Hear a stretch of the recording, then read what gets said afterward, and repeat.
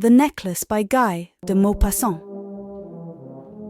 She flung herself on her friend's breast, embraced her frenziedly, and went away with her treasure. The day of the party arrived. Madame Loisel was a success. She was the prettiest woman present, elegant, graceful, smiling, and quite above herself with happiness. All the men stared at her, inquired her name, and asked to be introduced to her. All the under-secretaries of state were eager to waltz with her.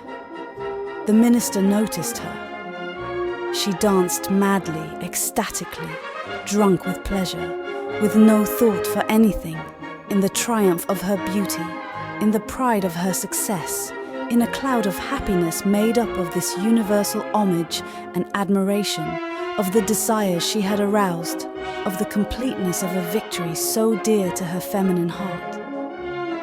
She left about 4 o'clock in the morning.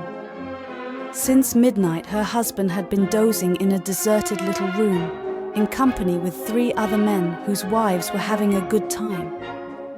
He threw over her shoulders the garments he had brought for them to go home in, modest everyday clothes, whose poverty clashed with the beauty of the ball dress. She was conscious of this and was anxious to hurry away, so that she should not be noticed by the other women putting on their costly furs. Loisel restrained her. "Wait a little. You'll catch cold in the open. I'm going to fetch a cab." But she did not listen to him and rapidly descended the staircase.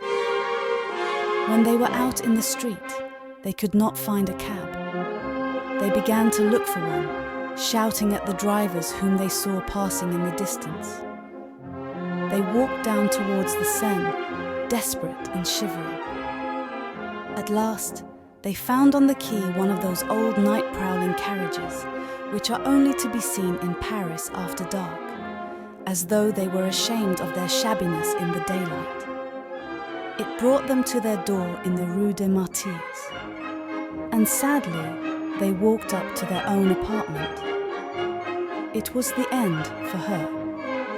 As for him, he was thinking that he must be at the office at 10. She took off the garments in which she had wrapped her shoulders, so as to see herself in all her glory before the mirror. But suddenly she uttered a cry. The necklace was no longer round her neck. Thank you so much for listening. Be sweet and subscribe and like. And stay tuned for the next part.